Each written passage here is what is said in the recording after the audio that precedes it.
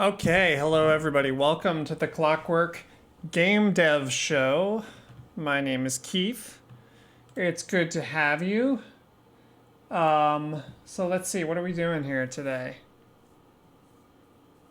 So the first thing I wanted to do is go through the Discord a bit real quick and check some of the chats that we have here.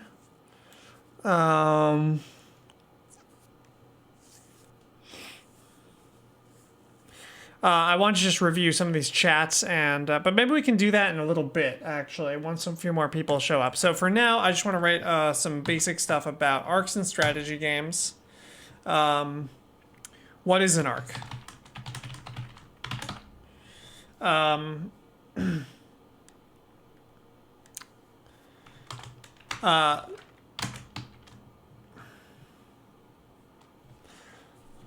I mean, so the way I defined it before, let's find it on my website. Actually, one second, over here. Yeah, so we have this website, this article, rather. Arcs and strategy games. So let's see, this defines it as a grouping of game state information over time.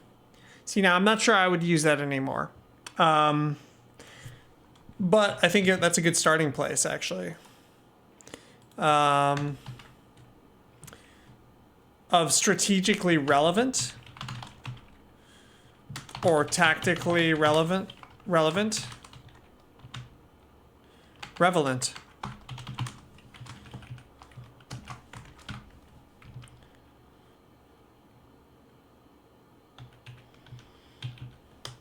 Right.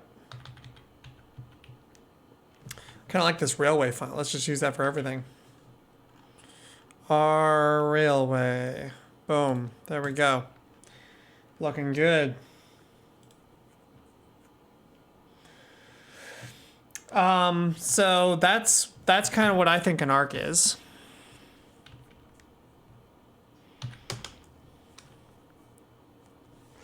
Well, we can reword this.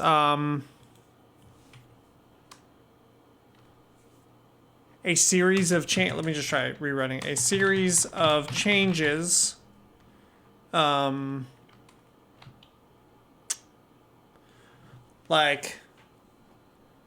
the course of what's a good way to word it? Like Okay, so this is one definition.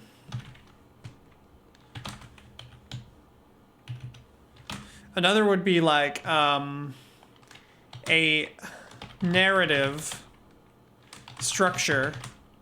Actually, the word structure is good. Of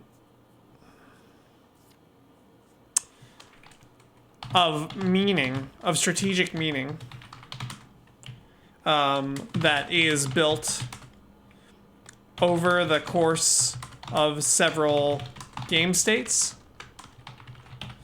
Yeah, strategic / tactical meaning. I actually like this better.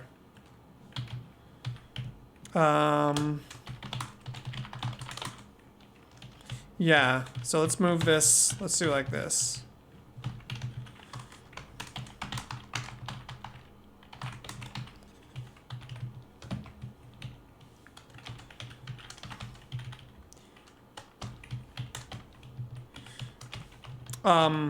The word narrative could be clarified somewhat.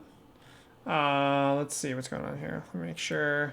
Oh, we got some chats. Not good to build your definition on top of vaguely defined terms. Right. Well, sure. So we can try to get a little more specific. I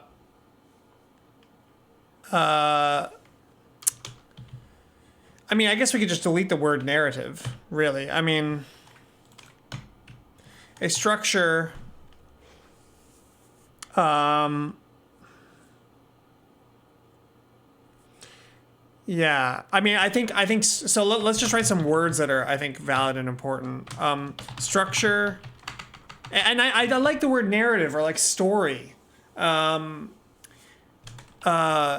just write good words. Narrative / story. I like story because like arcs are kind of like stories, you know, in that they have like a beginning, middle, and end, and they sort of build this. What do I mean by strategic and tactical? Okay, so I guess we got to define those. I didn't realize those were the what are strategic / tactical in reference to, right? Let's make this a little bigger so you can see better. Okay. You normally just define strategy as long arc. Right. No, sure. I get you. Okay. So let's make a bullet point. What are strategic and tactical in reference to? State, player driven state manipulation that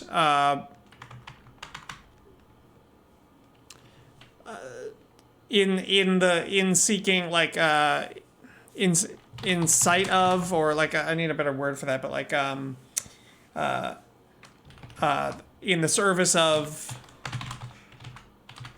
pursuit of the game's goal, something like that. I don't know if state manipulation might be a little tricky because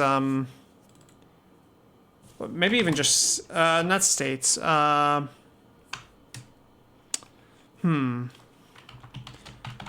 Let's keep this for now. Let's now that we have people here, let's put this aside for a second and go look at the chat because I want to just catch up on what you guys were talking about in chat. I don't want to retread any ground. So let's see here.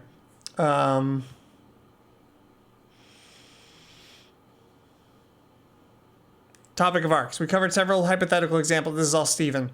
We covered several hypothetical examples. We also developed criterion an arc must be experienced by a player.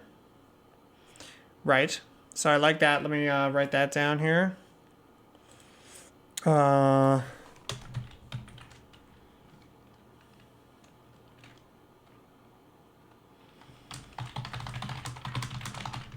Let's just write that for now, just so we have the thing there. Okay, what else? Where was I? Yeah. If an arc happens totally outside players' experience and knowledge, that isn't an arc, or at least we don't care to define it as such. I like the idea of, it's not important, but we could say that there are things like game arcs and strategy arcs. Strategy arcs are things that the player experiences, and game arcs are all of the arcs, those that the player experiences and those that the player doesn't, but it's also not as important to necessarily even call those arcs in the first place. So let's just put that aside. We make games for players. We illustrated this by the example of a series of events that happen entirely within the fog of war. So the thing is with the, actually, let me explore this. Arcs outside the, this is fine for now. Okay, let's just do this. Arcs outside the player's experience. So a point that I'd like to make about this is the whole system like has to let's see. The system is operating in a way that's partially deterministic, and it is building meaning independent of the player. For example,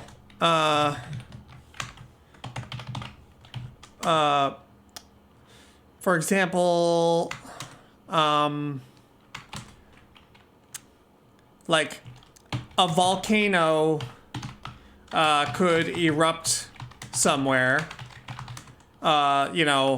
in the fog of war, and each turn lava is spreading around the map.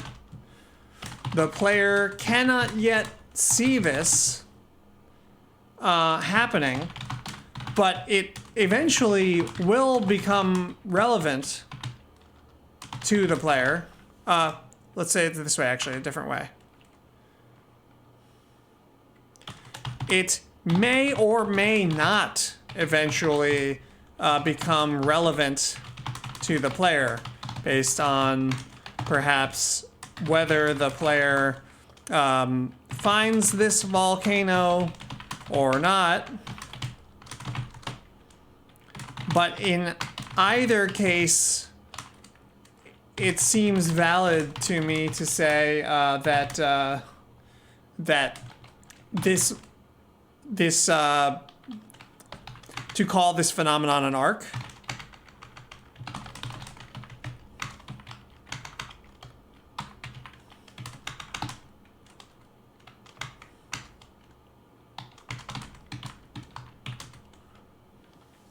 Phenom.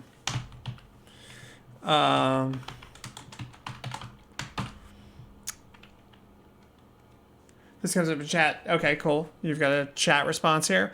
We illustrate this by the series of events that happen entirely within the fog of war. The player is only notified of the final event, the elimination of a faction from the game, but they aren't aware of the preceding events. This is because they're not aware of the game state during this time. We intuitively feel that there cannot be an arc for that player. Well, it depends how we define arc, right? But yes, they're totally in the dark. Dasik says, yeah, but things can happen in a way that interact with the player. Or AIs can be players. Somewhat unexpectedly, this criterion means that arcs are driven by perspective. If you watch the same match again from the position of an observer with the fog of war turned off,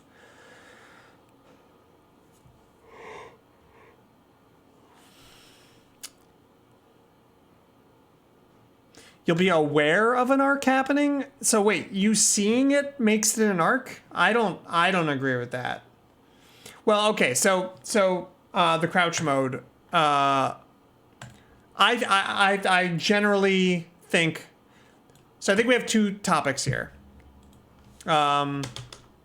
Possibly. Primarily, let's make a thing here. Let's make this in its own box. Insert table. Let's put this in there. And make this table a weird color so that you know that it's really something different. What? Why is this all highlighted? Don't do that. There we go. Yeah, so this is kind of a side note to me. And I think it's partially like Stephen is saying, it's partially because of a very literal interpretation of the definition. Dad Niece says something can be outside of the player's knowledge but still within their experience. Yeah, that's basically what I'm talking about. Yeah, I think that was in reference to like the AI getting killed off somewhere else.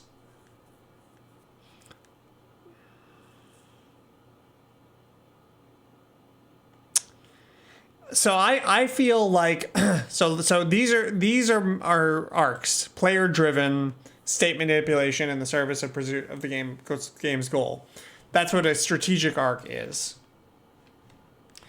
If I play the exact same game again, but the fog of war is like 10 tiles further out, then I see the stuff happening. There's an arc if you see it. Okay, but you could also understand the argument that the arc is happening whether you know it or not. But I also understand your definition of arc is limiting to only things within the player's knowledge. See, I would actually go further than that. There's three possibilities here. All right, three possibilities for arc definition. One, arcs are,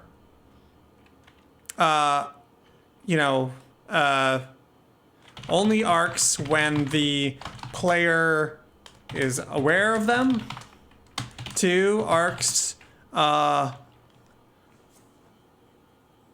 wait, shit, I lost my train of thought there. Hey, Peter Potato, how's it going? Talking about arcs and strategy games. Oh, I have to update my thing real quick. Since I forgot my what I was talking about already. This is, Also, I have another surprise for y'all after this. We're gonna take a look at the Game Jam game that I'm making. That should be fun. It's happening, but we don't care. Right, okay, so So yeah, this is, okay, let's call this the Steven one.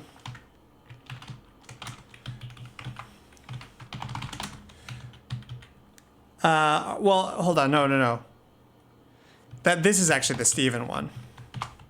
The Keith one is, arcs are only arcs when the player is driving them. And 3 would be, someone? Or anyone? Arcs are any,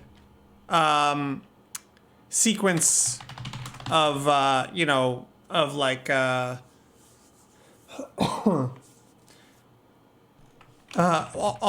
all arcs are arcs or something, are arcs, whether the player is aware of them or not. Right? Does this make any sense?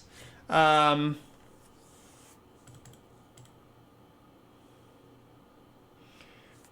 took that game session was pretty fun last night. I'd love to get you in on one. I didn't have only 24 hours to write. No, that was really cool. I played some of Pete Potato's tabletop role-playing game last night. It was really fun. I took arc to refer to the evolution of the player's position. Something happening, it's not enough for something to happen, but the player has to actively engage with him. Okay. Dara Liel, who is Dasik, I believe, gives a mechanics dynamics definition further down. Catch up in the chat. We'll go for there. It's a good idea. Okay. Also, last time we talked, we came up with some criteria to know when we've got a working definition of arcs. We need to know when an arc begins, when an arc ends. So we're at now. Arcs. Oh, look at this. This is just like my little list. I didn't even see this. Arcs must relate to the player's experience of the game. An arc begins when blank. An arc ends when blank.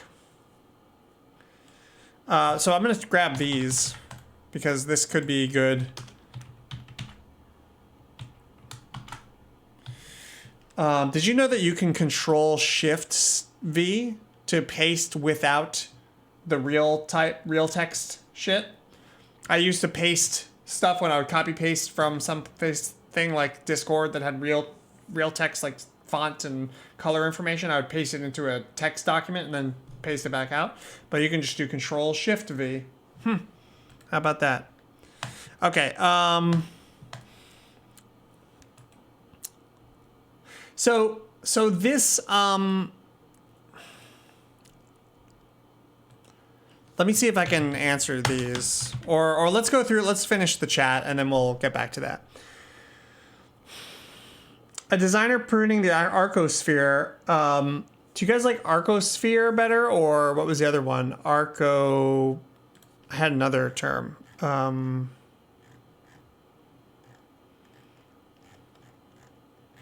was it in the other article? It might have been in the other one. Anyways, not important. Arc Space. There was another one though. That sounded fancier. Oh, cool. I taught a couple people knew about the thing. So, of course, Markets never uses document editors. Of course. Do you only use typewriters because the government can't take the damn typewriter from your cold, dead hands? Or, well, they could only take it from your cold, dead hands? Okay. I think a previous example gives a good clue to where arcs begin. One must consider things as they could happen. Sure, I would consider those to be potential arcs. You have to consider all the potential arcs that can be generated within the arc space of your design. Returning to the example, a series of connected changes in the game state happens beyond the event horizon. What's the event horizon? Like the info horizon?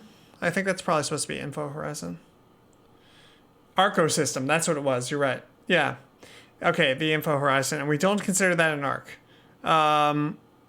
Oh, a series of connected changes in the game state. I like that. That's a good phrasing. Let me just throw that in here.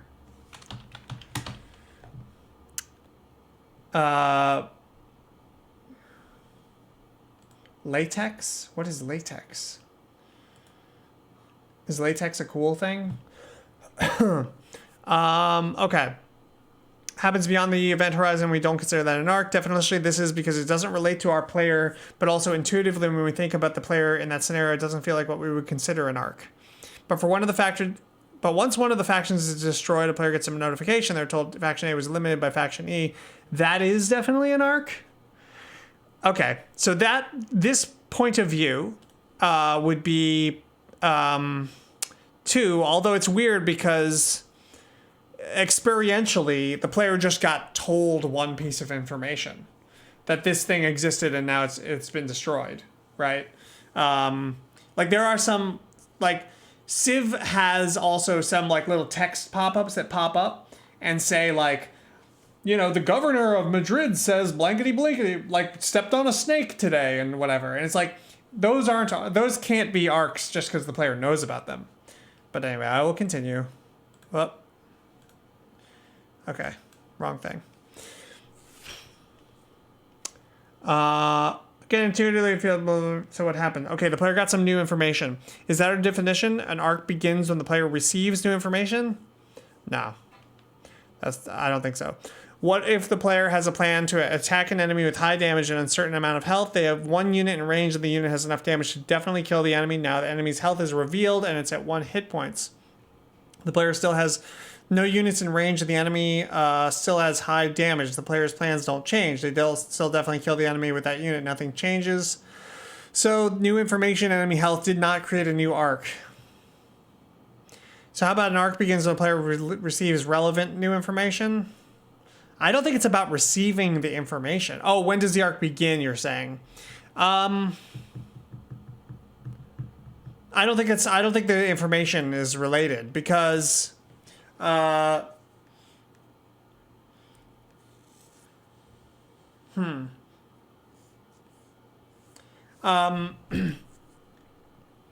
couldn't you have a situation where there's arc from players and arc from the designer's perspective? Yeah, that's kind of what I was getting at with game arcs versus strategic arcs. The Dadnista position. An arc begins when players define a goal, resolves when that goal is failed and are achieved.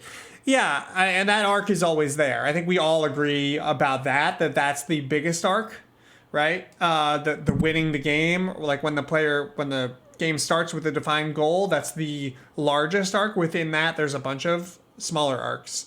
And I think that's where it gets a little more messy. But I think we all agree with the Dadnista position. It's just that we don't think that's the only arc. Oh, I see what you're saying, though. You're not saying the whole goal. You're saying, like, local goals, right? Yeah. Actually, I think that's better. I like that better than Stevens. So, when does an arc begin? I think Stevens was well, the latest one I read anyway was relevant new information.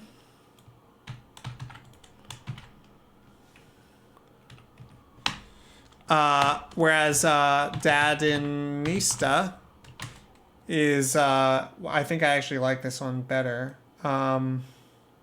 Although I wouldn't use the word goal. As you all know, I sort of object to using the word goal in this way. But like maybe we can use defines an objective or something. I don't know. Yeah. Intention. Yeah. And an intention. Let's say objective. The player defines an objective. I like the player define. When a player defines an objective, resolves when that goal is failed or achieved. Right. That's great. And this also takes care of both the start and the end of it. I think this is right. This Dadnista one. Relevant new info is what drives player to set new goals. Not always. I don't think it's always. That's what I was kind of when I first read the Steven one, I was like, I feel like arcs can start when there is no new information that comes into the game. Because the game state is like chugging along and it could be like, Yeah, you can start a new arc with no new info. Right, okay, cool. So we agree. So I'm going to just use the Dadanista one then for now. And I will credit Dadanista there. You can start a new arc with no new info. You imagine you're looking at a board in chess. Right. Yeah. I mean, well, technically in chess, you're getting new info every turn from the other player's inputs. I mean, probably that's the problem too, is that you're getting new info. Probably in every game, you're getting some amount of new info basically every single turn, or at least very frequently. So, but also, I mean, even using that, I think it's still valid. And this is one of my things about arcs is I think that arcs are blurry. They're like this weird quantum thing where like they're not well defined while you play. I don't think so. So this shouldn't be taken too seriously. Like, or too literally, I should say. Because I don't think it's about like, it's certainly not about the player consciously being like, okay, my new goal is blankety blank. Sometimes you do that. Most arcs, you do not do that. Most arcs, you're not even conscious that you're involving, you're participating in an arc or producing an arc or maintaining an arc. Maybe when you go back and you do a replay, you're like, oh wow, look, see, there was this thing here where I was doing blankety blankety blank, and that like forms an arc. But a lot of times they're not even visible while you're playing.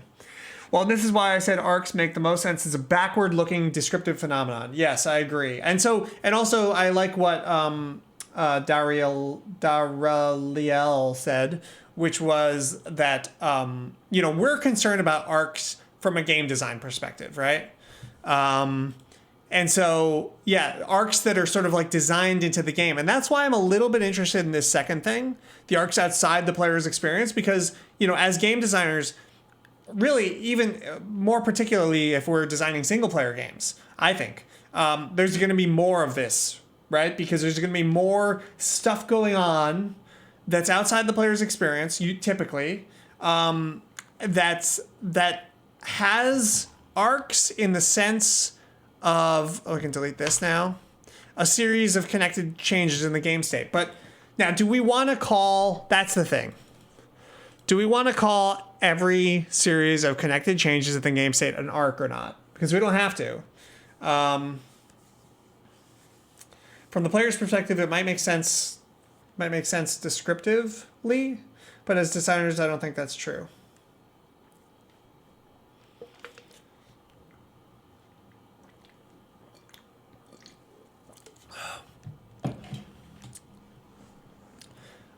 I personally like, here's what I like.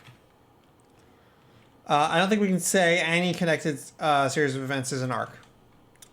I mean, we can, but you don't think we should. And I think that's valid. What about strategic arcs versus game arcs? And you have game arcs are any arc in the game can intend to prescribe arc. I agree with that.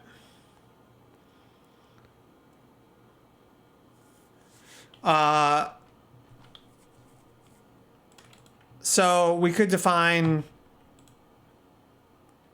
So let's do it this way. This is down here as well. Shit. Let's put this all down here for now. What's the beginning of a game arc? Right, because it has to have a different beginning than this one because there's no player involved necessarily. Well,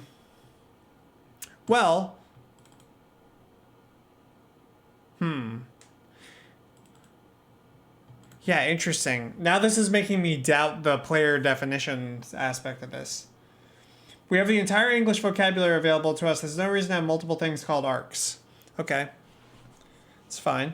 I'm fine with calling something another thing. I guess, yeah. Yeah,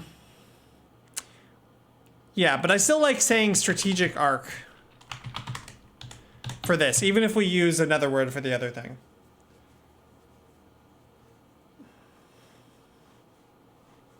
Well, also, if you make it a compound word, if you say like, strategic arc, or, the other thing is any series of connected changes in the game state. And to be honest with you, this is how I kind of think about arcs. I tend to think about arcs more in regards to this.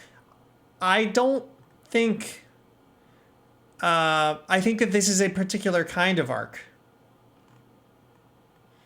Need one more word to make cool acronyms. The designer implements the mechanics to create the arcs that players experience. What if the goal isn't failed or achieved, but becomes irrelevant? Yeah, I think that's a good point. Well, I mean, I think in that it has to be failed or achieved. It may be irrelevant, the outcome, but it's going to have an outcome, one or another outcome. How could it not? It's like, okay, I want to get this gold coin that's over on the other side of the map, right? And so then, okay, at some point I have infinite gold now, so that's irrelevant. But I'm still either going to get the gold coin or not, right? Like, there's no between. A series of changes in the game state is called a game. Yeah, half trolling. I thought about that this is very broad. But this is sort of how I think about it. And I think maybe that it's good that it's broad. If you stop going for the gold coin, isn't the arc over? Yes, the arc is over and you failed it. Your failure is or at least by the end of the match you will have failed it, right? Like you failed it because you didn't get the gold coin. Maybe that failure is not relevant anymore, but you still failed it. But isn't the arc... You failed at that point. Okay, yeah. The issue is putting too much weight on the term failed. Yeah, probably. Can you explain more how you use a series of connected changes practically to design? Can I do that? What is an arc? A structure. Let's kind of go back.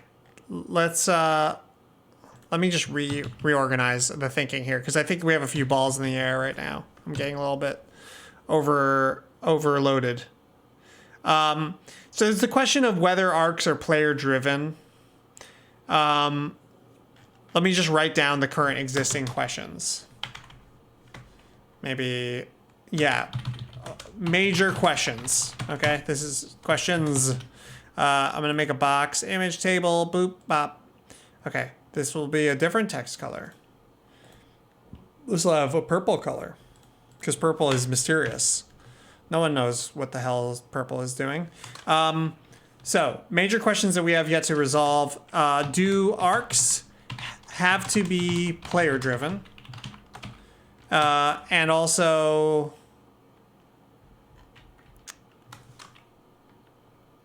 is there any utility? Hey Dark, how's it going? We're talking about arcs. I don't think arcs being player defined but designer driven are at odds. I agree with that. That wasn't what I was trying to say. What is at odds is player defines an objective and this are at odds. Any series of connected changes in the game state. That conflicts with the player driven thing, because not all connected changes are player driven.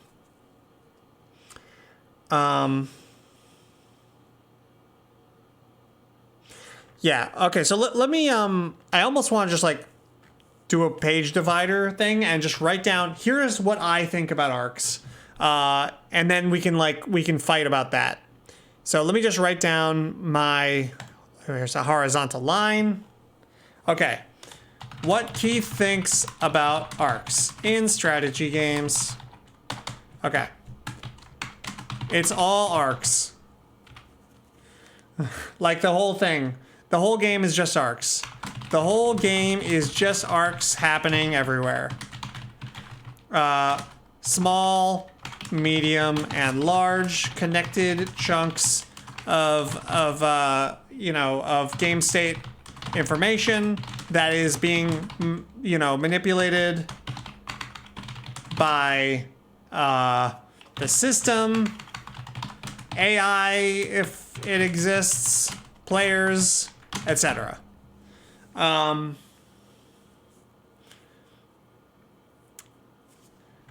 Strategic arcs are a special kind of arc that is, as Dad needs to put it, player-driven. I gotta get rid of this. Of a goal. Or an objective. Oh, wait, this is weird.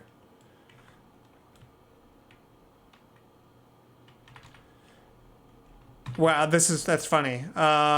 Okay, whatever. That is involved in a player-defined objective, or a player objective. Let's just say that, like a player objective, resolving when that goal is failed or achieved. Okay, so this is what I think about arcs.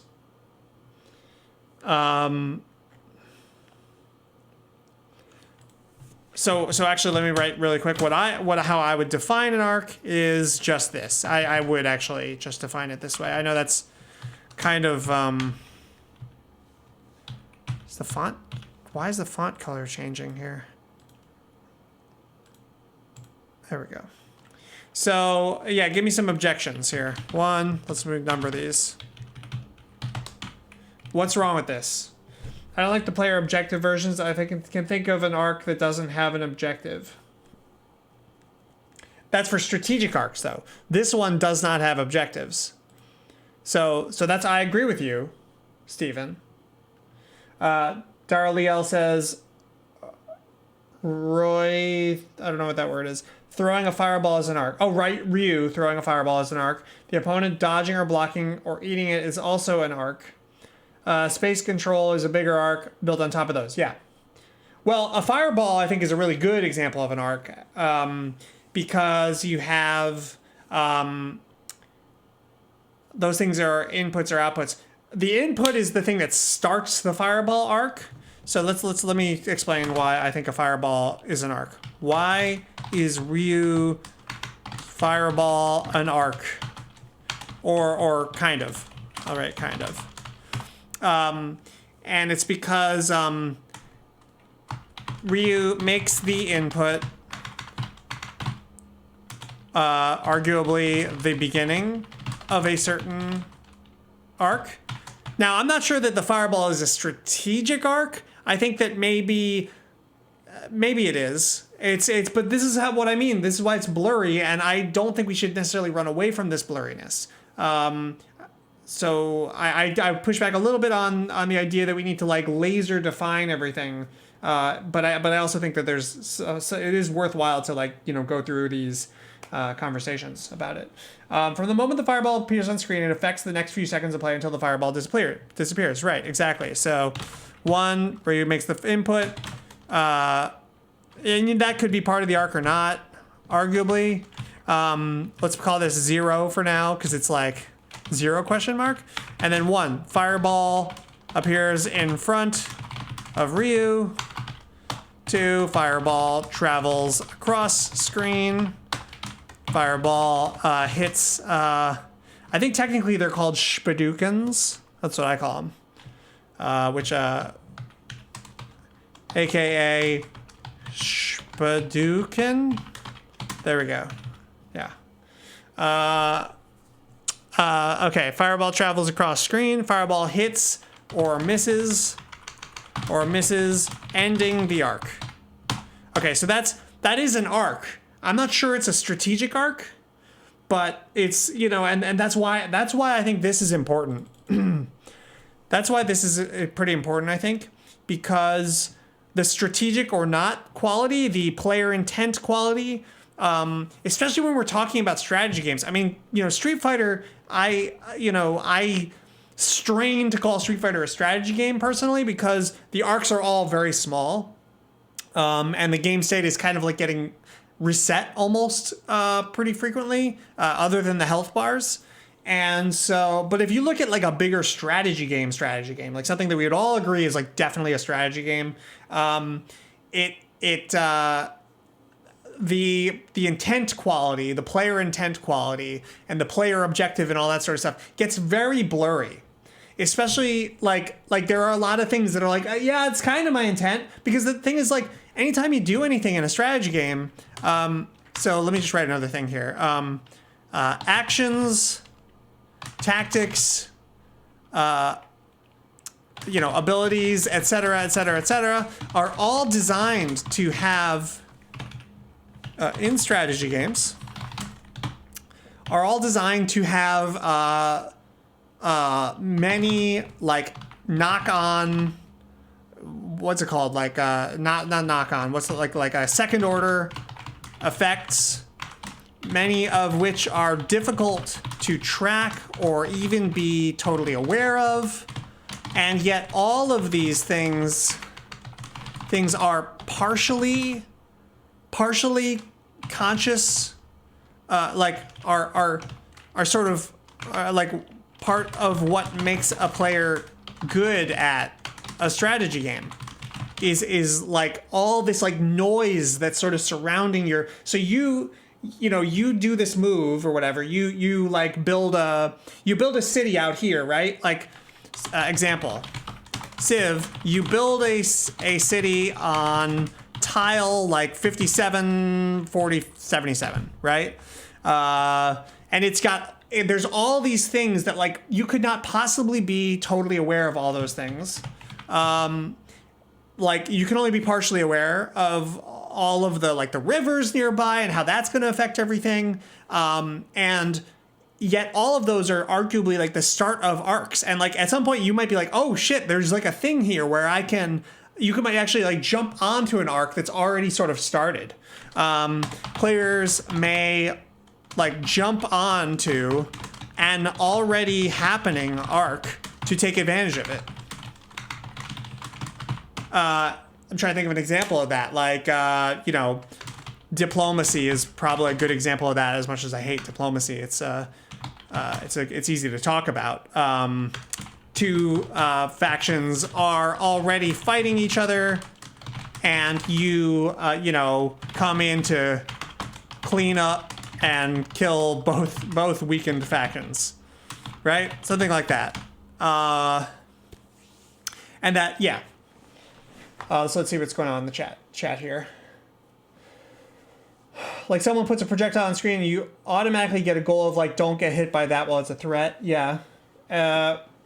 Same with the game system randomly spawns monsters or whatever it does. Right. Game arc, strategic plus tactical arcs, mechanical arc. What's that? So to me, game arc is all of them. Any arc in a game.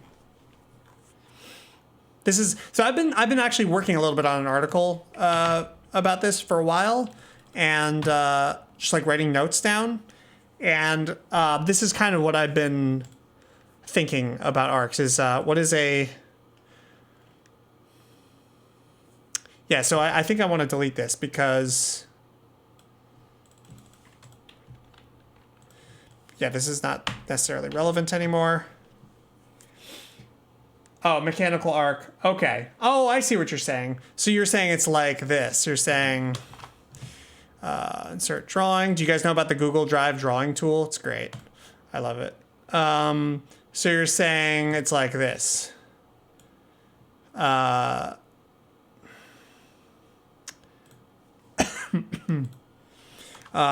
Game arcs.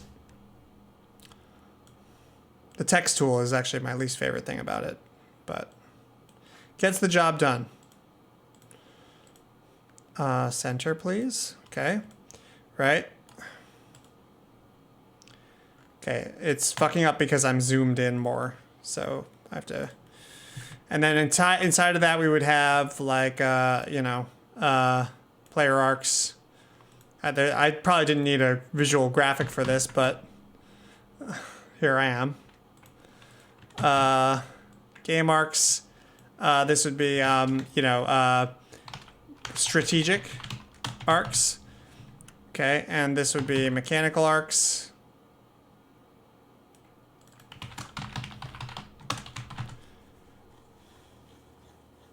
Return of the charts. Yeah, and the Fantasy Strike people told me that I didn't understand, what's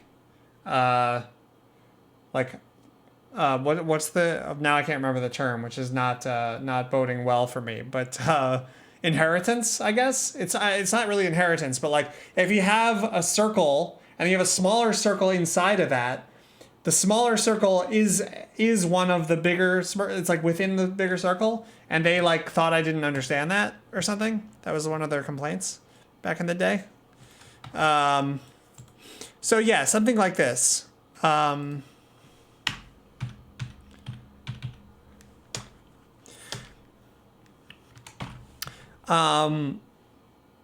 do you think? Is this kind of what we're thinking? That all game arcs, these are all game arcs? Some are strategic, some are mechanical. But actually, no, you know what? Yeah, that was one of the complaints I got. And I think actually it's a little bit valid just because it's like, it's not that I don't understand that property. It's that people were taking it too literally. People were taking it to mean like, because you would have toy as the biggest circle, and then inside of that you would have a smaller circle, and that would be puzzle. And so they were saying, well, then all puzzles are toys, and so I saw how that was misleading, and which is why I updated it for my second book. Nope, not interview, wrong thing. Interactive forums. I went from the, let's see if I can find it. I don't know if I can find the original one, but this is the new updated one, which avoids that sort of inheritance problem a little bit more. So actually what I was going to say here though, is that this is a little bit more like this. No, can I do, yeah, like that, but then rotate it. Uh-huh. Yeah, it's a little more like this. Know what I'm saying?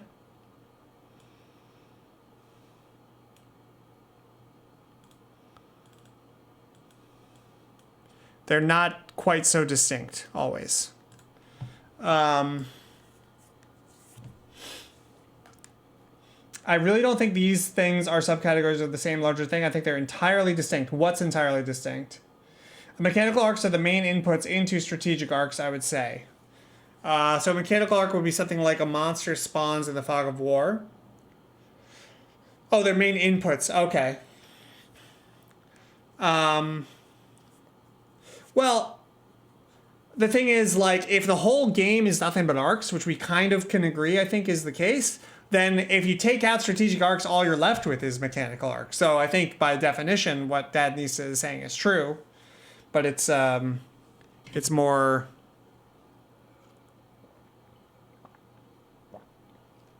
Strategic arcs and mechanical arcs are entirely distinct. We're just being tricked by our own use of the word arc. I mean, we're using the word arc in a particular way, perhaps a prescriptive way, but what if we did this, okay? We'll call them barks, okay? So these are all game barks. Now, Marcus, do you, or you're saying these things are not even remote. Okay, that's the problem. It's not the word arc that you're objecting to. It's that you're thinking that these are totally unrelated. And I don't think that's true. I think that one can become the other.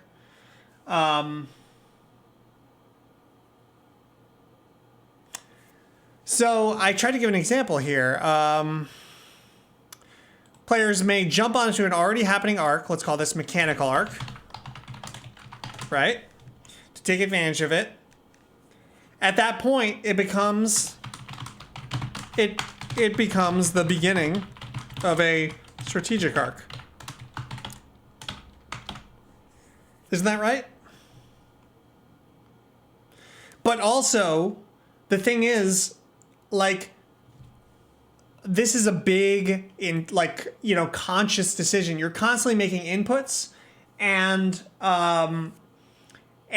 there's all these like second order effects that are happening. This stuff I was talking about, many are difficult to track or be aware of, and a lot of those are setting off these like chains of events. Okay, in my view, it doesn't become a strategic arc. The player starts a strategic arc. Sure, that's fine. That seems like, yeah, sure. It starts let's say it this way. It starts a strategic arc, sort of like, maybe we could say it's like laid on top of a mechanical arc. In fact, perhaps you could say that strategic arcs are mechanical arcs that the player has taken control of. What do you think about that?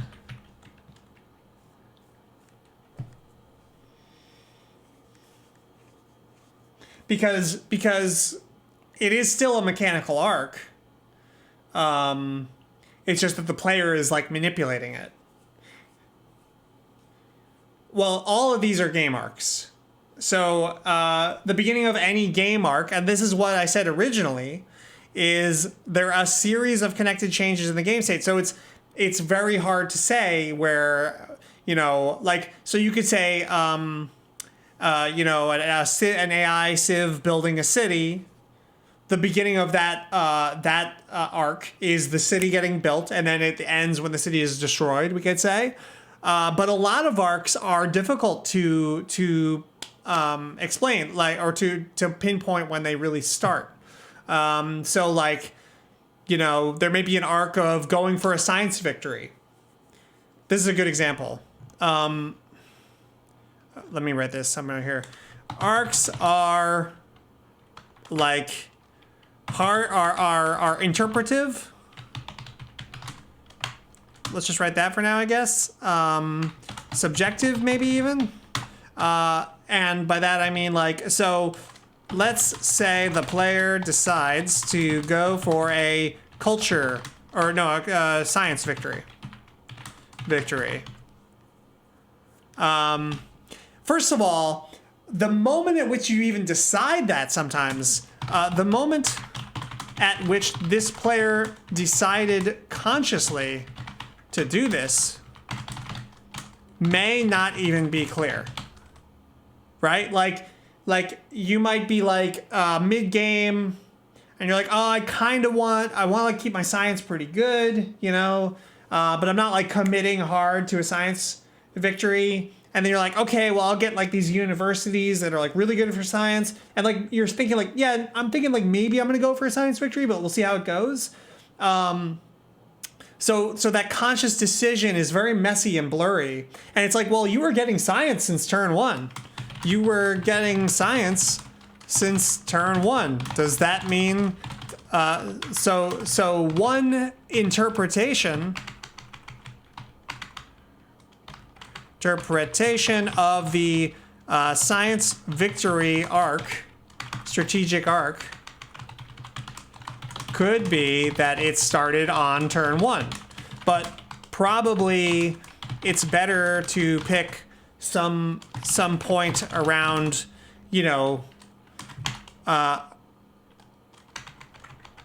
roughly around when the player started, really pursuing a science victory, like building their first space pad or something.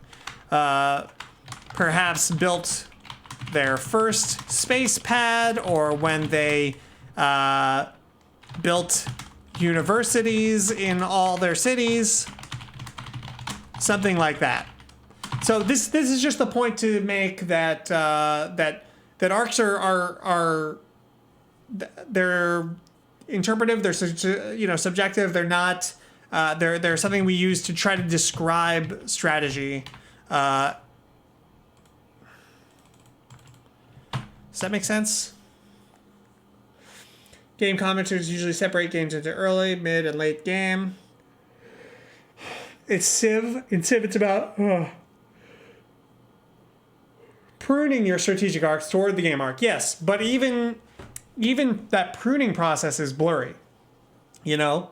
Like, oh, maybe a few, at some point you're like, oh, I'll cut down on military a little bit. Maybe I won't build, even just not building another destroyer or whatever it is. That might be a process of you pruning it. You know what I mean? Like you were building a lot of military throughout the game, and then at some point you sort of like slowed. And like at what point in that curve is it that you stop making military? Do you know what I mean?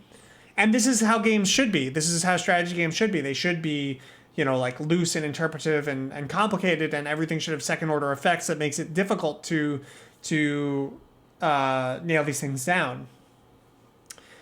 And in fact, some of my complaints with some games is that these arcs are too clean. They're not enough of like a weird, messy, interpretive dance. They're too much of just,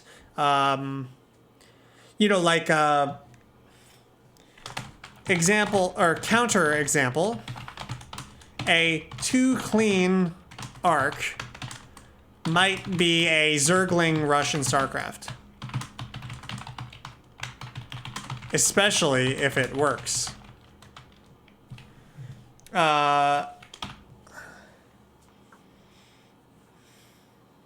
Because that's like literally like, okay, yeah, they built the second like hatchery or whatever it is.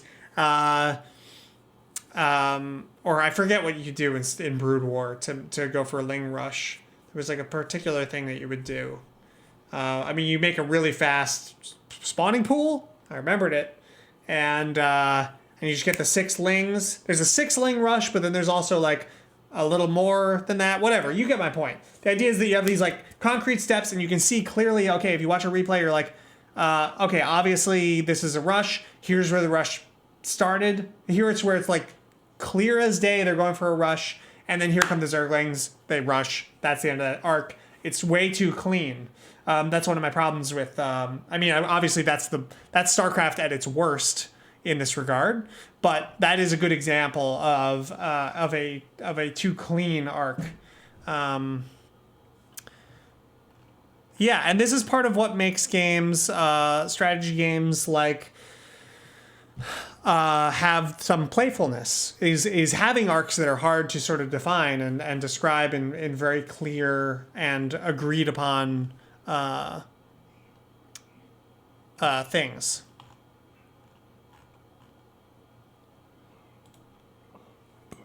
Let's see here. What can we delete from this?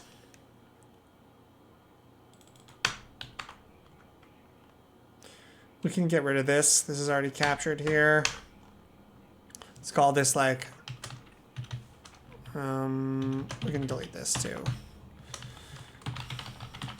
So we'll make this like the discussion section, maybe. Okay. So we could call this, let's just leave it here for a second. Does anyone disagree with anything here or like have questions or comments, thoughts?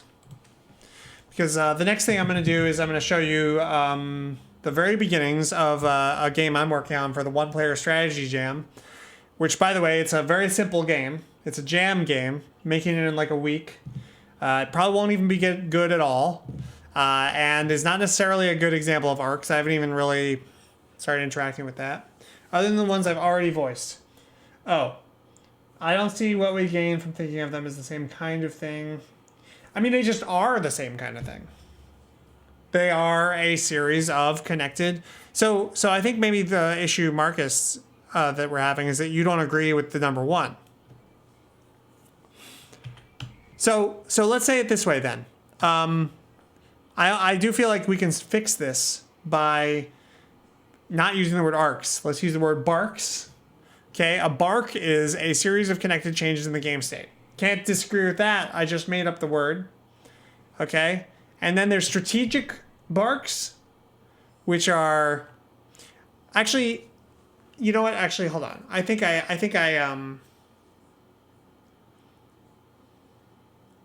Okay. A series of connected changes in game state is too vague to be useful. Well, that's why we wouldn't use game. We wouldn't use game arcs is only just for theoretical purposes for this conversation, pretty much. In design, you would only ever think about strategic arcs, which is what I usually try to say, or mechanical arcs, which, yeah, I mean, thinking about my own game, Gem Wizard's Tactics, you have mechanical arcs of like the enemy has reinforcements bar that's like going up over time, and they also have morale, which is kind of going down over time usually, and so those are two mechanical arcs that are happening. The player can interact with them a little bit, but mostly not. And it's only a little bit of information is given about them. But they're happening. They're mechanical arcs that I'm designing. Another mechanical arc is enemy spawning, which happens off screen, off map. Enemies walking towards your location.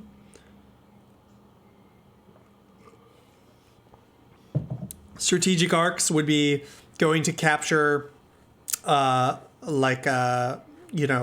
it called? Caves versus going to capture castles. And then there's smaller strategic arcs, which I guess we could call tactical arcs.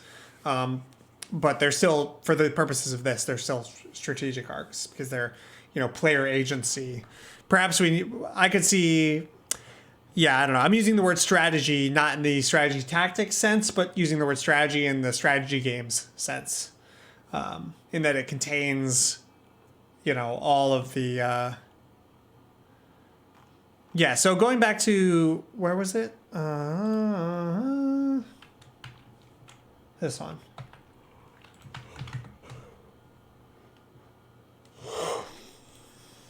No, not that. Yeah.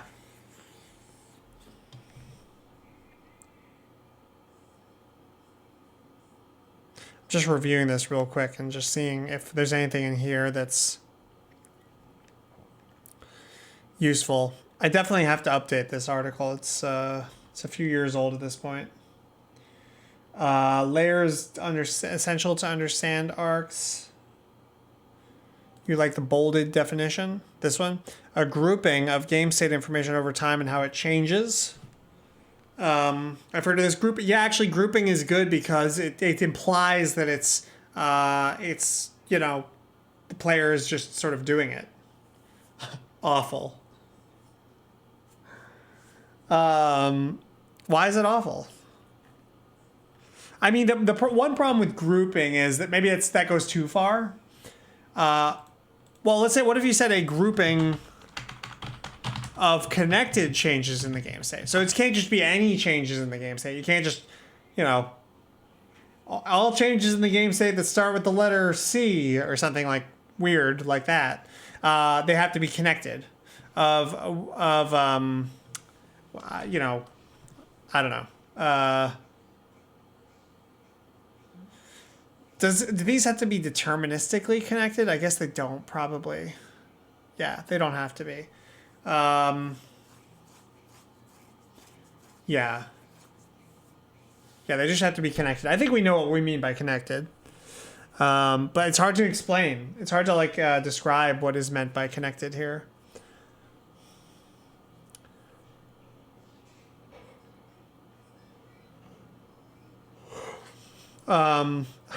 Why is it awful? I don't know why it's awful.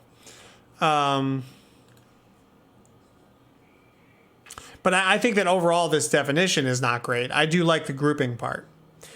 But I think this is too broad. In fact, if you look here, this is like what we were calling a game arc, or what I was calling a game arc.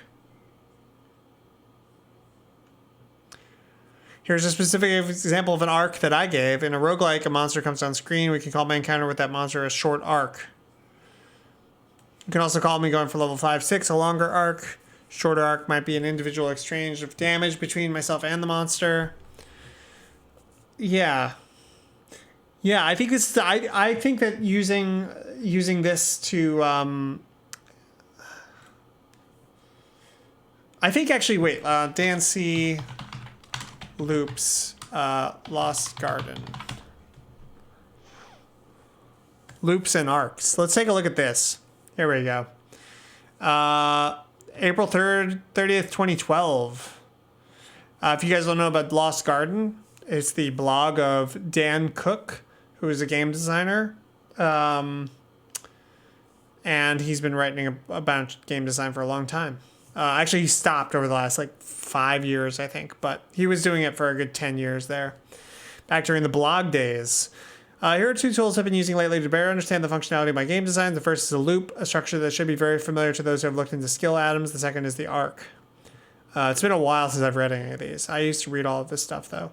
The game aspect of this beast we call a computer game always involves loops. The player starts with a mental model that prompts them to play an action to the game session and in return receive feedback that blah, blah, blah. Okay. Yeah, so just a basic, seeing the screen, compare it to your model, taking action, interacting with the rules, right? That whole thing. These loops are fractal and occur at multiple levels, frequencies throughout the game.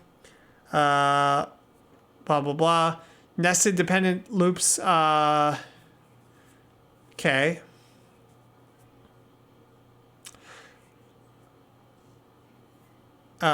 Interrelated action that trigger multiple loops in order to bring about specific system dynamics. Systems of crisply defined cause and effect that yield self-contained systems of meaning. Functional feedback that helps players understand causation. So one issue that I tend to have with his blog is that he's not just talking about strategy games, and so this kind of way of looking at these kind of things tends to be a little bit less directly useful to me. Let's catch up with the things here before we get into this Dan C thing. The chat. Let's go back here. It's awful because you can't tell me which parts of the game state go in a group or which... Oh, I see.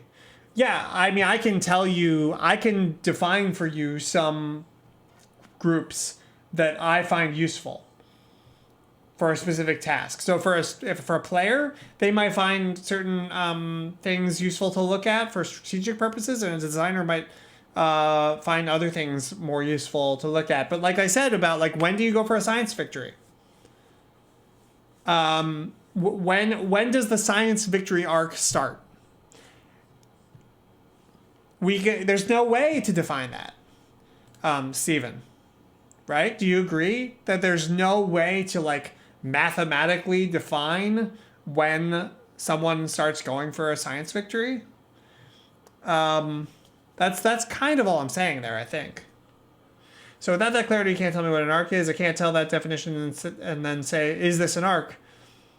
Right. It's not one of those things. This is not math. This is it's more of an art form, I guess you could say.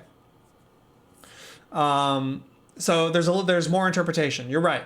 If you show someone to something and they ask you, is this an arc?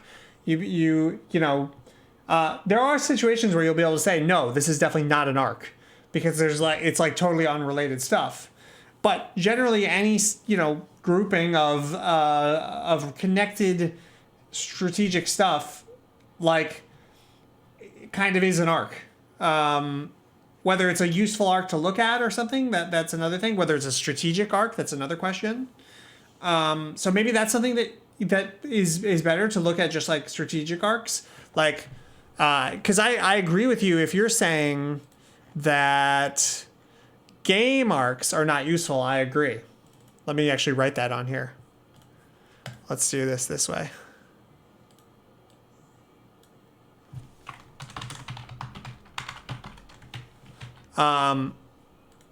Except in theory. Yeah, I'll do it this way. Yeah, in a hot pink. Boom. Whoa, not like that. I meant the font, you loon. And then bold. Yeah. This is actually not... I wanted more of a fancy fancy font. This is important to get this font right here, you guys. You don't get this font right, it's all... Here we go. This is what I want. That's still not quite right, but it'll do for now. Okay, so there you go. Boom. Not useful. And then this one, useful.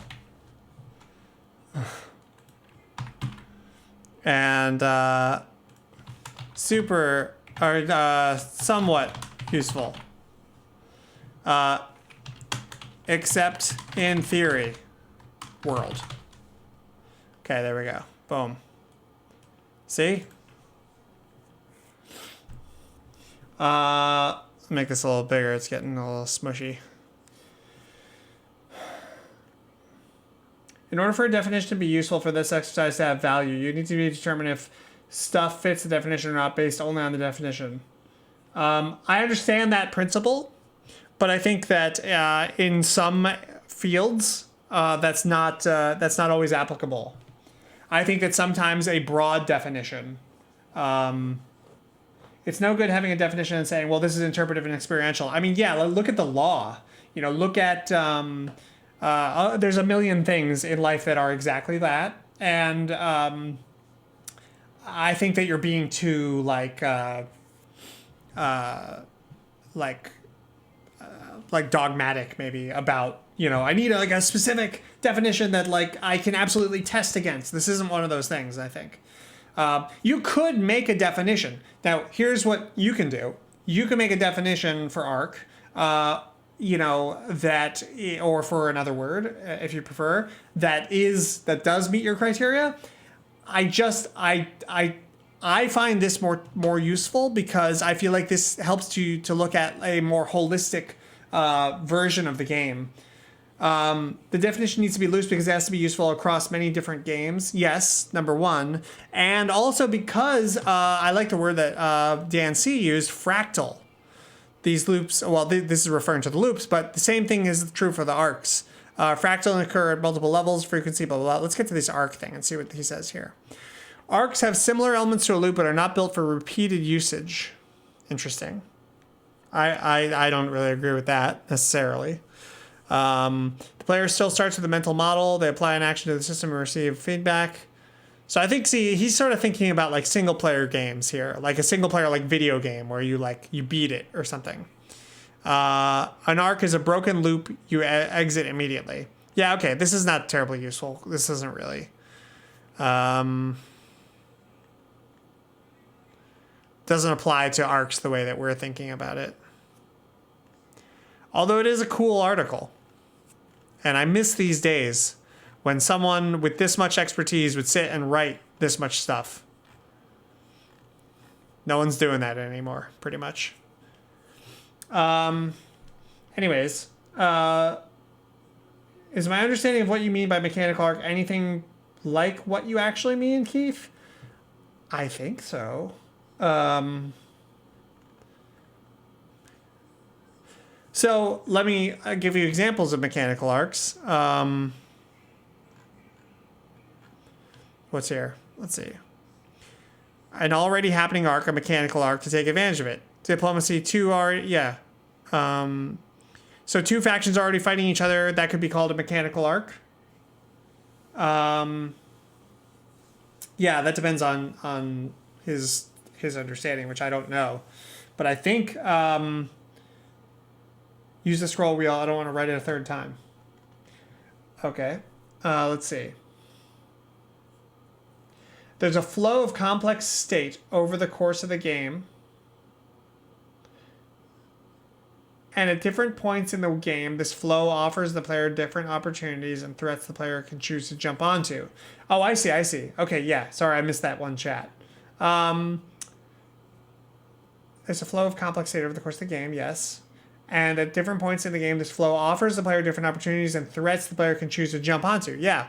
And then it becomes, or someone didn't like the becomes, or then begins a strategic arc using some of the same, sort of game arc material that was in the mechanical arc. But now it's like, there's a strategic arc that's happening using that sort of mechanical arc stuff. What? I don't think the stream ended. Shouldn't have.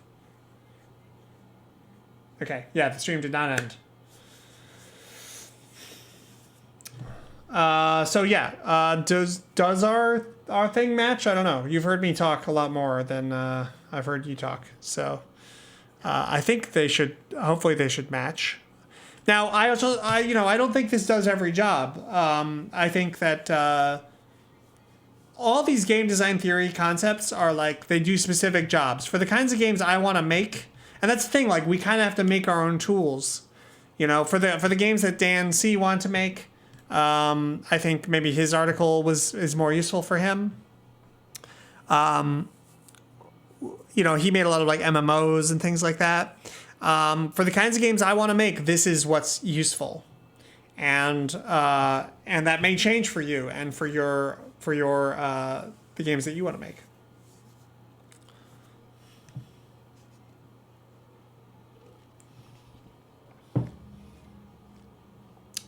So yeah, any final thoughts about this before we move on? I'm going to show you my my bunny making game.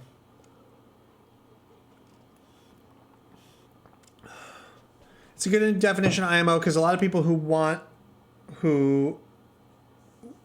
arcs, I think, or who know what arcs are in stories. So it's kind of like sort of like that. Yeah, it is a little bit like stories, arcs in stories. That's kind of.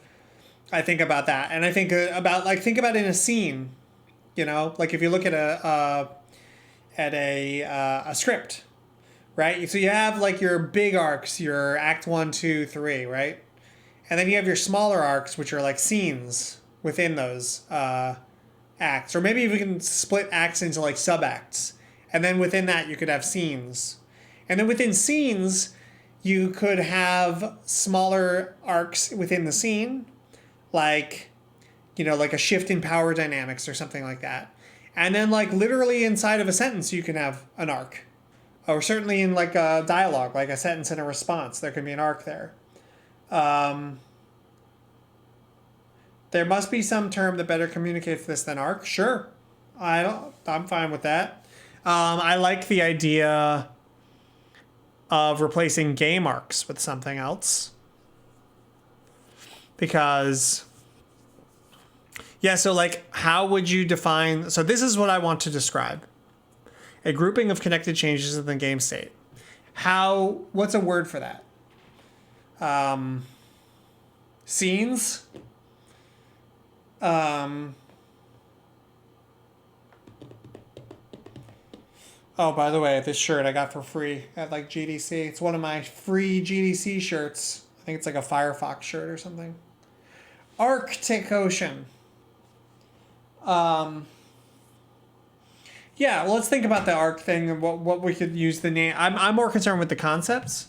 So if we all understand the concepts and are all like sort of on board with it, I'm happy with that. Or even if you have slightly different ideas, I am interested, Stephen, to hear how you would make a more. Actually, I think we sort of did a little bit of that. We can delete this. Yeah, so this is a strategic arc right here. I'm going to actually copy this over here into this. Strategic arc.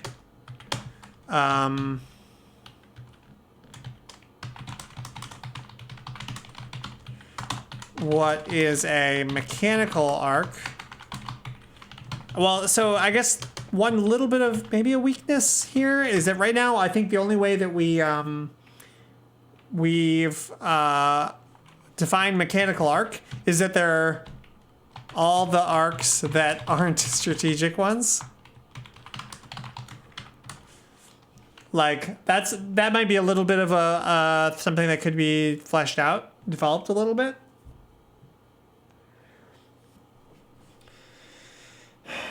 I think if we were trying to approach a harder definition of how they're connected, it's the way outputs feed into inputs. I'm not trying to be pedantic. It seems people here aren't really getting it in terms of what the mechanical arcs are good for. Yeah, I think that's maybe what we need to talk about a bit more.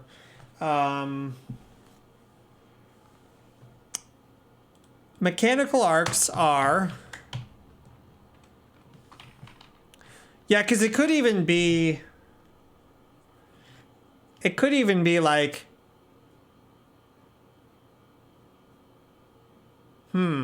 So let me check this out. Tell me what you think of this. What if it was like this? Wait, oops.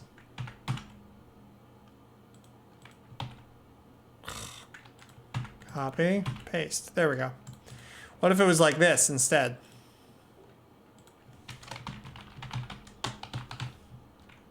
Could just be like this.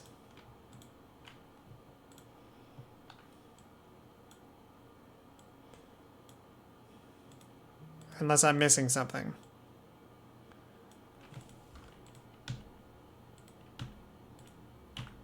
Ugh. There's a couple of annoying things about Google Draw. Yeah, it could just be like this, right?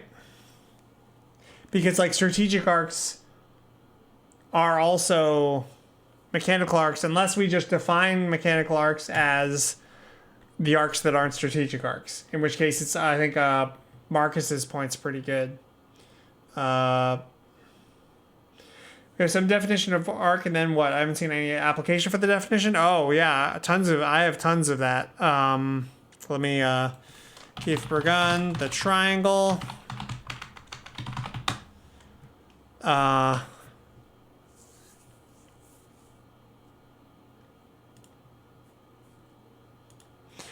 Yeah. So let's see if I can find specifically.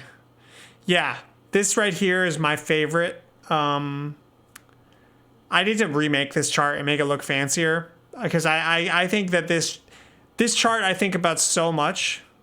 Let's see if I can open a new tab. Yeah, I think about this chart a lot.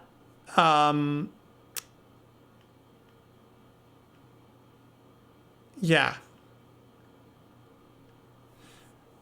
So this is a good example of how arcs can be applied.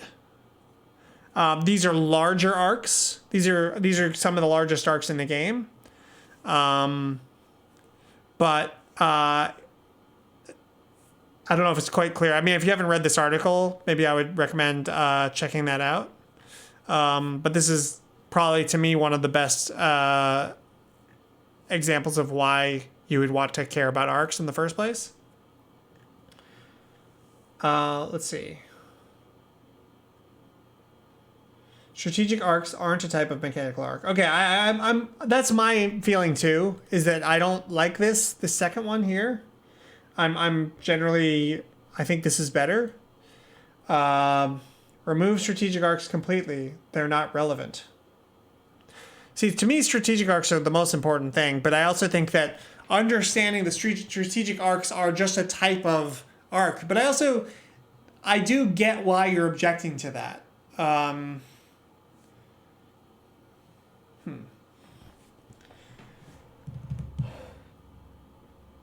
IMO, a strategic arc comes from a mechanical arc, but it's not the same. A strategic arc is more abstract. Is it more abstract? I'm not sure it is. There cannot be a type of mechanical arc because we already agreed that strategic arcs can begin without any change in the game state.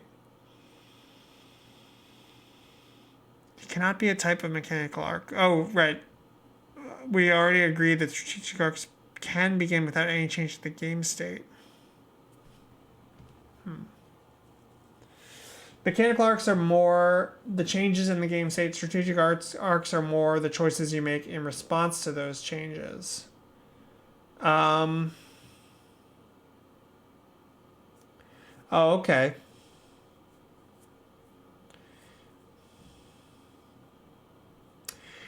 I'm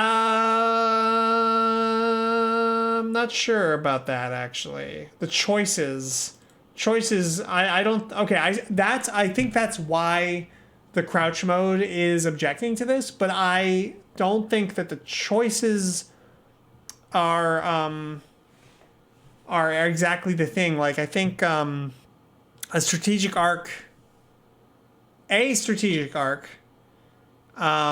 may be started because of a choice. It may also kind of not be started because of a choice. or there's some little like, how conscious is it? You know, like how conscious of you. I guess maybe that's a thing. Is like, how important is it that we're like conscious of all the strategic arcs that we're creating? Because I feel like you're constantly creating all these strategic arcs when you play strategy games. There's many of them happening. You know, you do a couple moves and stuff. You just like play a card, like in Dragon Bridge or something. Like I play a card, and like I've just started 4 or 5 different sort of strategic arcs that I may be able to like consciously leap onto some of them at some point. I may not. The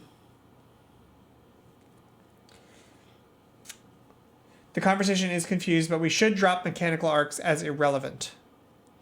Mechanical arcs are the main thing. Well, that's what I like.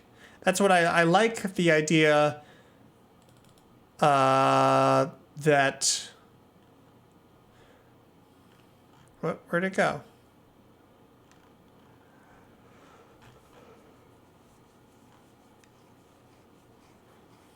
Oh, this.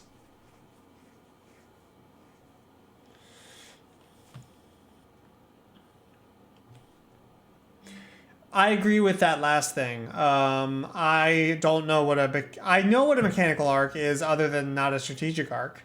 It's this. It's number 1, a grouping of connected changes in the game state. So, an AI doing a bunch of stuff off screen is a mechanical arc. So yeah, and then strategic arcs, yeah. The more I think about this, though, the more I'm kind of like, what is the definition of a mechanical arc? Well, of any arc, right? Because this would also, a strategic arc would also fall into this category, wouldn't it? Yeah, this would also describe a strategic arc. A strategic arc also has other properties as well, but it does fall into this. Strategic arcs are a player intentionally incorporating. Yeah, see, the intention is where you lose me a little bit. I don't think intention. I think intention is like hard to prove. It's like hard to like enforce. It's not always there. It's like sometimes like half there.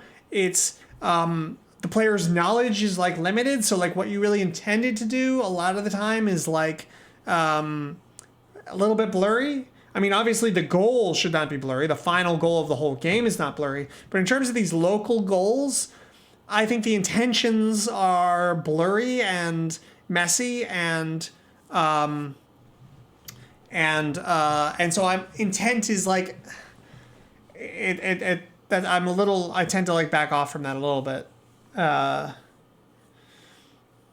a good shower. Strategic arcs are a player intentionally incorporating mechanical arcs into their objectives. Yeah, I like that. I like that definition. Intentionally incorporate, but the intentional part is just the part I would. Let's say it this way instead. Yeah, just delete intentionally. So let me actually copy that. Dad Nisa's got some good stuff today. If it's not intentional, it's not strategy. I think people play strategy games a lot of the time without. I mean, we can define intentional, right? Like, how conscious does intention have to be? I don't want to get like super into the weeds about that, but I think a lot of stuff we do in strategy games is blurry with regards to intent. Like, what are we intending to do?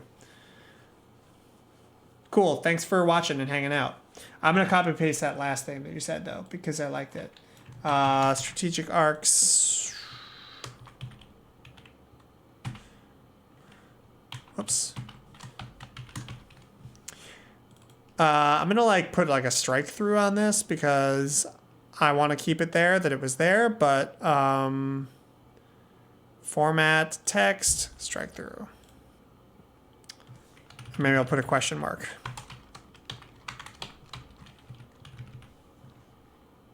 Strategy is very intuition based as a result of ambiguity. Yeah, and because it's just so complicated, and because, you know, frankly, it's like, you know, it's like whether, like, we know the player's intent for the final outcome, right? Like, that's very clear. The player intends to win. it's almost like, by that's one of the rules. If you're not intending to win, you're like you're not playing right. You're not actually following the rules of the game in some sense. But beyond that, it's hard to know what the intent always is. And that's, for me, playing strategy games, especially, and this is more true for playful games, I think, too. Yeah, a bad sport. I mean, I think if you're not trying to win, you're really just not playing the game. You're just doing some other thing with the components. You're like, if I play chess with you and you're not trying to win, it's like you might as well just like flip the table or be like, oh, I'm making my pieces into a happy face. And it's like, oh, okay, we're not both playing this game. So yeah, I think bad sport is a fair way to put it, but I would also say they're not even engaging with the system. Yeah, you know what it's like? It's kind of like if they're like, oh, well, my king can just like move like a queen. And it's like, you're like, no, that's not the rule. And you're like, yeah, but that's what I'm going to do. And it's like, okay, they're refusing to play by the rules. And I think that, the first rule in every strategy game is players must try to win. It's unstated, but it's, understood socially. Strategic arcs are a player incorporating mechanical arcs into their objectives. I like that a lot. The intentionally is weird, but I like the rest of that, though. So let's put this one first, though. I probably should say something more about mechanical arcs. What if a player can't win? What does that mean? Why can't they win? Yeah, if the player can't win, the game shouldn't happen. Really. Does their head explode from the paradox? In a kingmaker situation? Oh yeah, the game should just end immediately. Either they shouldn't know that they can't win, or no one should know that they can't win. If you already know the outcome at any point in the game, like just theoretically speaking, if you're playing a strategy game and at some point it happens and you actually know that you can't win, the game should end at that moment. Ideally, just systemically, the system would detect that as like an game end condition, and it would just end instantly. Less ideally, the player can just resign at that point.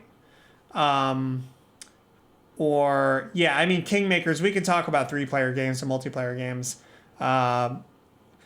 The spoiler alert is free for all multiplayer is like it's a joke. It's a joke mode, I think. Kind of like team games. So my feeling about like number of players in strategy games is that like 1 is ideal and the default and the best, and ultimately that's like if you really really care about strategy games, and that's just make 1-player games. That's the best. 2 players is acceptable, and it has a bunch of problems, but like they can be worked with. And then any other number of players is only for party games, social games. If it's like some kind of religious ritual or something, that's the only reasons you would ever do more than 2 players. Yeah. But that's something we can talk about on another episode coming up. In fact, let's take a look at our possible upcoming topics. 1-player strategy games do mostly suck. That's true. We need to work on that. Also, though, let's be honest, 2-player, 3-player, 5-player, 100-player strategy games also kind of suck. But yes, I agree. No one makes 1-player strategy games. Like there's barely any of them. So I think we have a lot of like development, like institutional development to do in order to get somewhere with, Crouch Mode makes a good point that, that's the thing too, is we have to some extent, regardless of what we know about game design theory, we have to sort of just do what people expect to some extent. So that's because we want people to play the game, and people will not play something that's too weirdly outside of norms. So Marcus's point is good. It's really hard to... Oh, well, yeah, Dark, do you not know about single-player ELO in Oro? This game right over here? Because I already solved that problem for you. Oro was like the first implementation of it.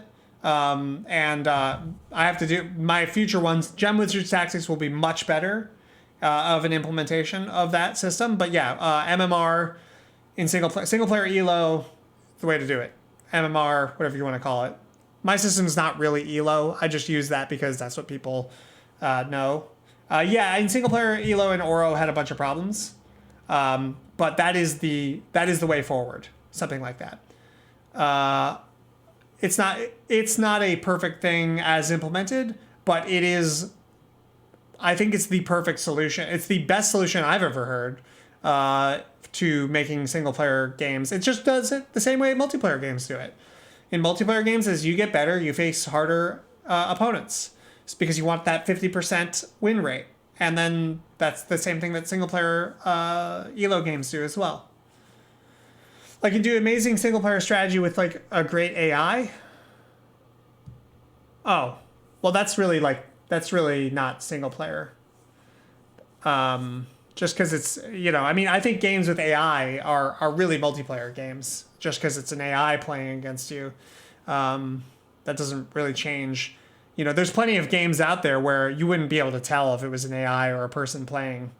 If you just put like an artificial delay on the AI, it makes no difference. Those are multiplayer games. But yeah, okay. So yeah, let's talk about this for an upcoming show. Free for all is one of the things that somebody suggested. I don't know if anyone signed off on this, but yeah, defensive kingmaking. We can talk about that here too. That might be good. Let's do that for next time. Let's do that for the next talk day, which is today's the 19th. So I should put day numbers on these. Oh no, I can't do that. That doesn't make sense. Well, anyway, 16, 17, 18, 19, that's today. So we could do it on Monday. Move this out to here. So what would be like arcs? Number of players in strategy games. How about that? I'll just do no period. Okay, cool. So we'll do that next time. So if anyone else wants to stick around, I'm going to just quickly give people a rundown on my upcoming game. I've literally played 0 single-player strategy games where I didn't feel like if I discovered everything that there is... 0 single-player strategy games where I don't feel like I've discovered everything that there is... I've discovered everything that there is to discover relatively quickly. That's why I'm crazy calculation heavy at the high ranks with the single-player ELO systems. So in Oro, as an example, I think of a pretty decent single-player strategy game. Yes, you'll see all the content like instantly, pretty much, very quickly. But I'm quite confident that you will not have discovered everything relatively quickly. We had people who played that game for months. I played it for years, and I still discover new things when I play it. In terms of crazy calculation, I think it always is a pretty calculation-y game, and probably a little bit more so as you get up there. But actually, the bigger problem with Oro that it has is we did kind of a dumb thing in terms of making the game harder. We kind of just made it get longer and longer. It's one of my biggest regrets about how we went about that. So the score just gets higher that you need to get, which basically means the matches just get longer and longer. Single player ELO goes counter to playfulness. I don't know. Why would that be the case? So I do think though that Oro is a pretty not playful game, or it's not a very playful game because it's very tactical and it's very small. It's actually, even though the map is kind of big, like the relevant area is rather small and tight, and so it's not super playful. It's a little bit playful in that you can do a lot of abilities and combine things and stuff like that. Higher score target makes the defense side of the triangle stronger. Yeah, for sure, definitely. Yeah, so you start becoming super conservative. You start not using your health as a resource. that kind of thing. Yeah, so Oro has a bunch of problems. The way I imagine Gem Wizard's Tactics going is it's a very playful game. It's a very like there's a lot of like sort of donkey space, and it's not super calculaty. And as the game gets harder, you're facing more and more opponents. So it's just a lot. There's like literally more enemies in your face, but the game doesn't get any longer. It doesn't get any more calculation-y as it goes, because as you reach having to get high score, you have to optimize every single action. Oh, high score. Ugh. Yeah, do not do high score. I mean, and Oro kind of, to be fair, Oro kind of did score. I mean, I'm against scoring systems in general. I think that strategy games shouldn't have score systems to begin with, but if they do, it should at least be fixed. So like, for example, Android Netrunner, you have like first person to get 7 points, something like that. That's fine. If it's especially if it's a small number and it's fixed, that's okay. But having just the high score thing, I agree, especially in a single player context, that's no good. And yeah, you have to optimize every single action. Becomes less and less playfulness. I agree with that completely. All right. Anyways, let's talk about Build a Bunny Crate. So we're doing the single player strategy jam. Let's open up the link to that guy. News feed. So I don't know if any of you have signed up for this, but we have 8 people so far. And we have 12 days. Can you make a single player strategy game in 12 days? Let's find out. Yeah, so print and play. I'm hoping for people to do, like a card game or something like that. Programming takes too much freaking time. And yeah, so that's that. That's the jam. So here's my game. So in Gem Wizard's Tactics or Gem Wizard's universe, there's the bunny people. They're like these little stuffed animal bunnies, and they magically come to life. And but there's a factory that builds them, and you are working at this factory, and so you have to produce 3 new stuffed bunnies with the materials of the crate while supplies last. If the last card is drawn from the deck before you've made the 3 bunnies, you lose. Okay, so you have a hand of cards. You have a kind of like, we call this the conveyor belt or the assembly line. And you're going to be making these bunnies, right? So they're going to have, and by the way, there's only one there's one deck in the whole game, and it's just all, it shows it down here. The deck is comprised of part cards. So there's a bunch of heads, there's a bunch of bodies, a bunch of legs, a bunch of arms, a bunch of tails, different quantities of each. Each of them have different value, which we'll get into in a second. And each of them has a power, except for stuffing. I think stuffing would just be like, I'm not done, by the way, designing this. This is like very early still. But the idea is, so all these cards are the same kinds of cards. So like this could be a head, this could be a body, this could be a head, this could be a leg, et cetera, et cetera. And they're all coming out on this assembly line, right? And every turn you draw another one and you discard the one on the furthest to the right. So, and that's going to be just like gone from the game. Certain things will let you reshuffle it back into the deck. The idea is that with this pink here, when this deck runs out, that's game over. And so on your turn, you can play things from your hand. So you can play things, I'm thinking like you can pay stuffing to the discard to swap out something from here to your hand, or you can play something from your hand to a bunny. And it's like kind of a set collection thing, but it's a lot more messy and different. So as some examples, the head lets you reshuffle 3 top cards of the discard back into the deck, so it gives you a little bit more of a timer. But there's only 5 heads and you need 3 bunnies, so you can only do that really twice. Okay, bodies, discard a card. If you do, you can build this to start a new bunny. So you have to start new bunnies with the body.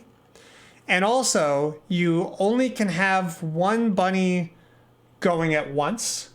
Once it's completed, then you put it aside and you're like, okay, I've completed 1 of the 3 bunnies, and then you can start a new bunny. Except the heads also have passive powers. So one of the head powers is super head, and it can have means you can have 2 active bunnies at the same time, something like that. Yeah. Let's see. After building this, draw a card. Yeah, move a card left or right, so you'd be able to move cards on this track. But basically, this is the core sort of thing of the game, is playing cards. You have a hand. You're trying to, like, you're trading cards with this assembly line before they all go off. By the way, also these parts, in order to play them, they need a certain number. That's what the value is right now, I'm thinking, but they might do other things as well. You need to play that many stuffing cards. What's the resistance? The timer, really. The deck running out, I guess. That's how you lose. So you want to make sure you're not spending too many cards, discarding too many cards. You only have a certain number of turns. You can modify that a little bit by playing heads, but you only have 2 of those. There may be another way to do it as well, just not doing a lot of discards. Yeah, so the resistance, I think, is just that, you're getting new information coming out every turn. I was also thinking that there might be a thing here where it's like, in order to trade with these, they're like this,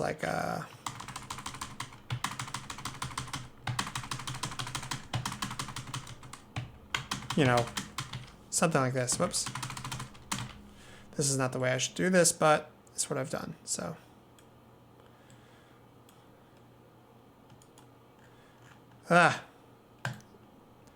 Not quite.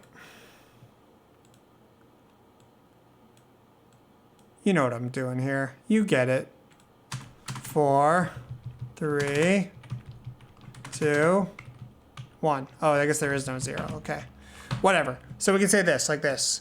And it doesn't have to be even. It could just be like 1, 1, 2, 3, 4, something like that. Yeah, something like that might make sense. So the idea is, the thing. The idea is that you would have to pay that many stuffing in order to trade with that card, or to get that card, I guess. And it's moving over constantly, so new cards are in the 1 slot, that whole thing. Yeah, I think I've answered your question about it's like, so it's very simple. It's really just a set collection-y kind of thing. On your turn, you can play a special action, which is you actually play the card in your hand for its action as written, or you can build that card by paying the amount of stuffing that it needs. So this is like this is literally all I have so far. But it seems like maybe it might be a cute little thing. There might be something here. I'm not sure exactly, but that's what I got.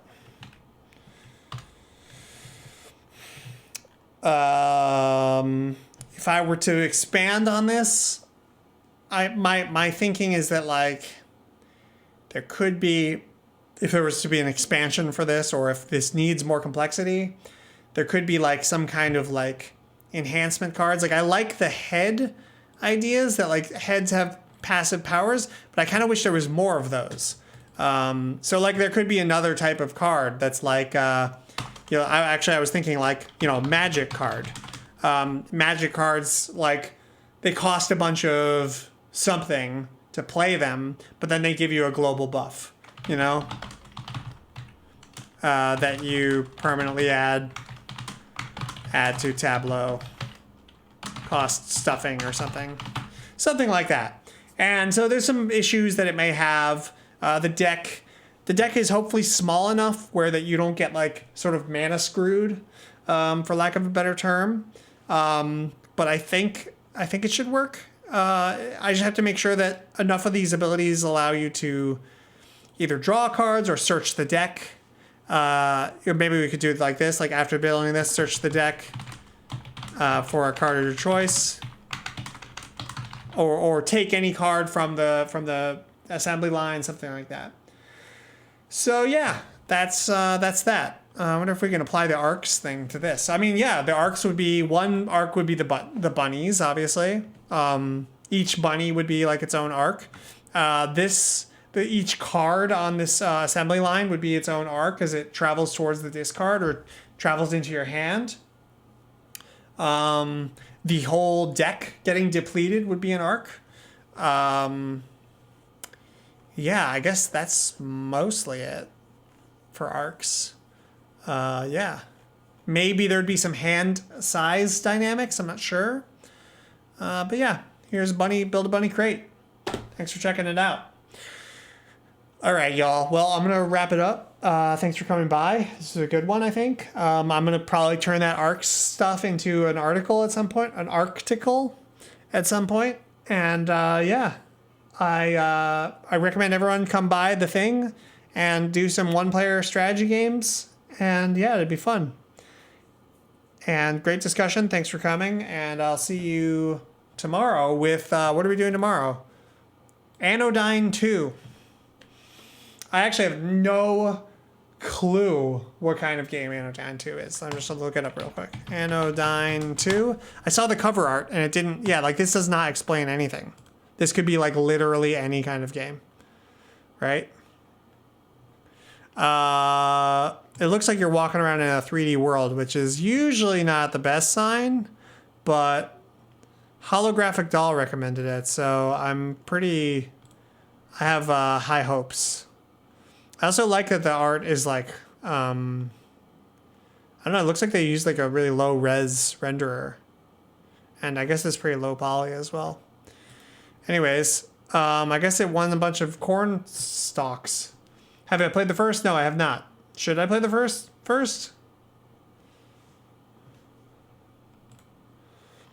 Well, the thing is I have this one because it was free.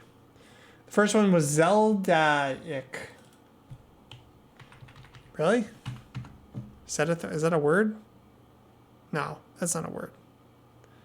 You led me astray. Primrose Path. Okay. Everyone join the one-player strategy game. Go, go, go. Let's do this. Make me some one-player strategy games. Zeldaic? Now I'm curious. No. You lied. Celtic? Celtic?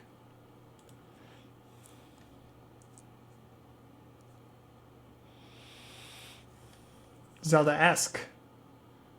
Oh, is that what you were trying to say? Zelda-esque? Yeah, I know Zelda-esque. Okay. I liked Breath of the Wild. Pretty okay. It was fine. I'm excited for Breath of the Wild 2. I think Breath of the Wild 2 could actually be pretty darn good if they go in the right direction. So I'm excited to see that. All right. So yeah, tomorrow, Anodyne 2. I will see you guys there. Thanks for joining and really good conversation. Yeah. Peace out.